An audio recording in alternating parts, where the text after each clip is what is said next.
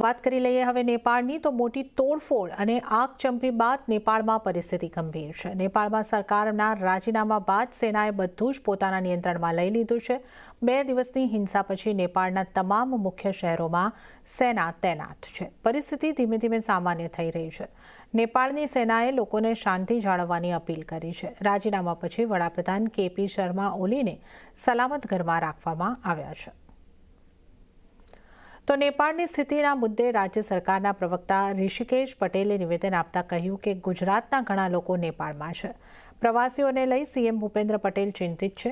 તમામ લોકોને સુરક્ષિત લાવવા પ્રયાસ થઈ રહ્યા છે.